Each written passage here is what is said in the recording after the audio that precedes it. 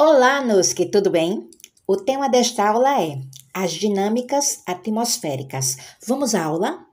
Olha só, um dos elementos fundamentais para o funcionamento da biosfera é a camada de ar que envolve a Terra. E que camada é essa? O nome dela é atmosfera. Ela recobre a superfície do planeta até uma altitude de aproximadamente 800 quilômetros. Sem a atmosfera, não existiria a vida como conhecemos, pois o oxigênio nela contido é indispensável para a sobrevivência dos seres vivos na biosfera.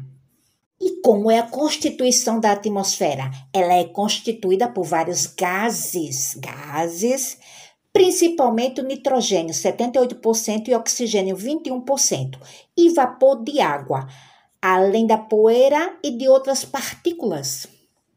Quantas e quais são as camadas da atmosfera?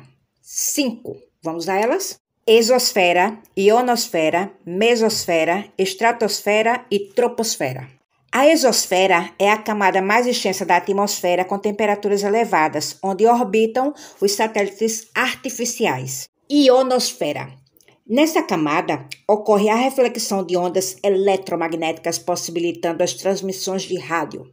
Mesosfera. Como o ar é muito rarefeito nessa camada, sua temperatura é muito baixa. Nela ocorre o início da combustão dos meteoros. Estratosfera registra a maior concentração de ozônio que filtra parte dos raios ultravioletas emitidos pelo Sol. É na troposfera que ocorrem os fenômenos meteorológicos como chuvas, nuvens, ventos e etc. Amanhã eu quero ir à praia, mas antes eu preciso verificar quais as condições do tempo. E quais as condições do tempo? O que ela se refere? Essas condições se referem a uma combinação passageira dos elementos do clima, como temperatura, umidade, nebulosidade, precipitação, sendo chuva, neve ou granizo, pressão atmosférica e vento, sendo velocidade e direção. A condição atmosférica de um lugar, em determinado momento, corresponde ao tempo atmosférico. No que diz respeito à temperatura e à umidade do ar, essas condições podem se alterar a qualquer momento. Eita, que eu estava na praia e começou a chover, tudo mudou.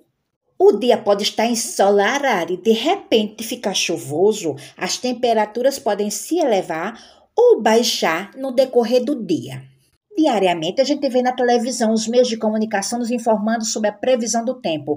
Essas alterações podem ocorrer ao longo do dia e nos seguintes. Atualmente, essa previsão se baseia na análise de imagens de satélites capazes de registrar elementos da atmosfera. Há milhares de anos, os seres humanos se preocupam em observar o tempo.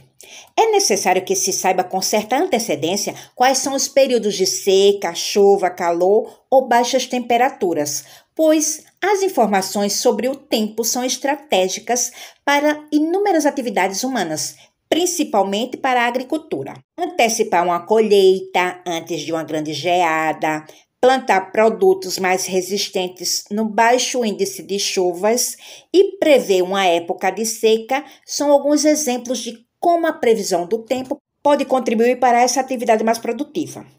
Esse trabalho é feito pelos meteorologistas. A previsão de fenômenos atmosféricos pode salvar milhares de vidas quando alerta a população sobre a passagem de furacões em determinadas áreas, por exemplo. Uma das informações mais presentes na previsão do tempo diz respeito à temperatura, que é variável no decorrer do dia. As previsões indicam geralmente as temperaturas máximas e mínimas. A diferença entre a maior e a menor temperatura registrada nesse período é chamada de amplitude térmica diária. Podem-se também verificar a amplitude térmica mensal e a anual, pela diferença entre as médias de temperatura no decorrer do mês e do ano, respectivamente. Observando e analisando as variações do tempo em uma localidade por um longo período, pode-se reconhecer as características do clima do lugar. Ele pode ser, por exemplo, quente e chuvoso durante todo o ano ou apresentar baixas temperaturas.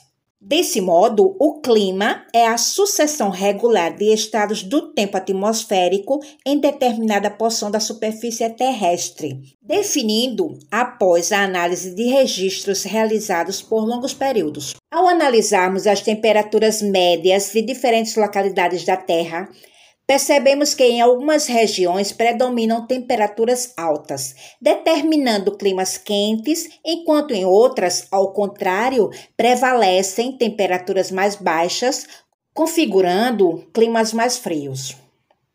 E quais são os principais fatores responsáveis por essas variações na temperatura? Estou sabendo e vou contar: altitude, latitude, continentalidade, maritimidade, massas de ar, cobertura vegetal e correntes marítimas. Além da latitude, há outros fatores que influenciam a variação da temperatura. Nas elevadas altitudes, como as regiões montanhosas, por exemplo, as temperaturas são mais baixas. Isso ocorre porque a altitude, isto é, a elevação do terreno em relação ao nível do mar, interfere na temperatura. Você sabia disso? Nas regiões mais elevadas, a retenção de calor é menor do que nas áreas mais baixas. Por quê? Porque o ar é mais rarefeito. E o que é rarefeito? Ele é mais leve. De modo geral, a cada 200 metros de altitude, a temperatura diminui 1 grau. Como a maior parte do território brasileiro não apresenta áreas muito elevadas, o clima sofre pouca influência da altitude. O fator mais determinante de nossos climas é a posição latitudinal. Uma das razões pelas quais os raios solares não atingem o planeta com a mesma intensidade em todos os locais é a forma esférica da Terra. Devido à curvatura, a radiação solar fica menos intensa à medida que nos afastamos da linha do Equador. Os raios solares não atingem a Terra da mesma forma em todos os lugares, você já viu isso antes. Podemos definir zonas térmicas no planeta. Elas são delimitadas pelos principais paralelos, linhas imaginárias traçadas na Terra. Continentalidade e maritimidade. E o que é isso? A Terra e a água são aquecidas de maneira desigual. A Terra se aquece e libera calor proveniente do Sol mais rapidamente do que na água.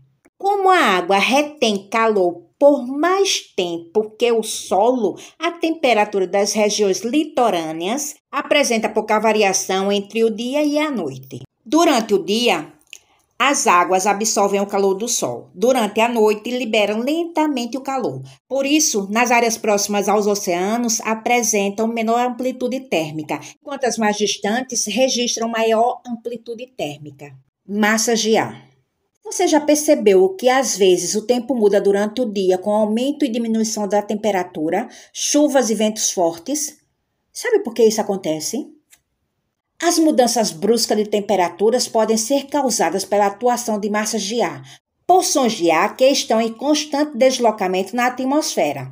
Ao se deslocar, essas massas carregam com elas características de temperatura e umidade local de origem. Por isso, também são responsáveis pelas variações do tempo. As massas de ar que têm origem próximo às regiões polares são frias e provocam quedas da temperatura nos locais por onde passam.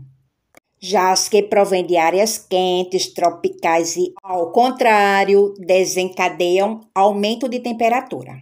Além de influenciar na temperatura, as massas de ar transportam umidade. Quando se originam nas áreas oceânicas e se dirigem ao continente, normalmente provocam chuvas, enquanto as que têm origem em áreas continentais em geral apresentam baixa umidade. No Brasil, atuam 5 massas de ar. As massas quentes são equatorial atlântica, equatorial continental, tropical atlântica e tropical continental. Apenas a massa de ar tropical continental é seca. Todas as outras são úmidas. A única massa fria que atua no território brasileiro é a polar atlântica, responsável pelas quedas de temperatura, principalmente no sul do país. Essa massa polar pode chegar até a Amazônia e provocar queda brusca de temperatura. Esse fenômeno é conhecido como friagem. O encontro de duas massas de ar com características diferentes origina uma frente. As frentes podem ser quentes ou frias, e onde elas ocorrem, o tempo se torna instável. Se a massa de ar frio polar provoca recuo da massa de ar quente tropical, forma-se uma frente fria, ocasionando a queda de temperatura nos locais onde atua e aumentando a possibilidade de chuvas. Se, ao contrário, a massa de ar tropical provoca o recuo da massa de ar polar, forma-se uma frente quente que desencadeia a elevação de temperatura. A depender da cobertura vegetal de uma área, a temperatura local é maior ou menor e ainda tem mais ou menos umidade.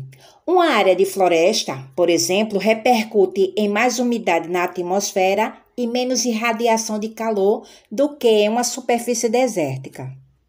A temperatura das águas oceânicas também é influenciada pelas correntes marítimas, que, por sua vez, interferem na temperatura atmosférica. Essas correntes, extensas porções de água que se deslocam pelo oceano, empurradas pelas massas de ar, são como rios dentro do mar e podem ser frias ou quentes, dependendo de sua origem.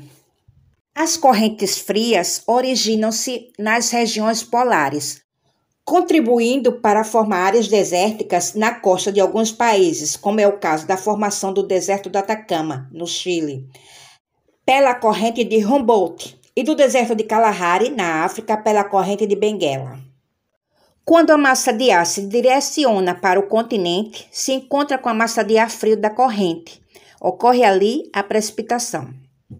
Quando chega ao continente, ela já está com menos umidade. Assim, as correntes marítimas frias provocam baixos índices pluviométricos, já que o resfriamento e a condensação do ar acontecem no próprio oceano e contribuem para acentuar o inverno, tornando-o mais rigoroso. As correntes marítimas também provocam chuvas nos oceanos, assim como as quedas de temperatura ou aquecimento, principalmente das regiões litorâneas. Um exemplo dessa interferência é a corrente do Golfo, que, por ser quente, impede o congelamento do Mar do Norte e ameniza o rigor do inverno nessa região. Além de influenciar a temperatura, essas correntes interferem na atividade pesqueira, já que aceleram a disponibilidade de plânctons, quando há um encontro de correntes frias e quentes atraindo cardumes. O Brasil sofre influência de duas correntes marítimas quentes, a corrente do Brasil, que toma a direção sul, e a corrente das Guianas, no sentido norte. Elas contribuem para manter a temperatura elevada, principalmente no litoral do país, onde circulam.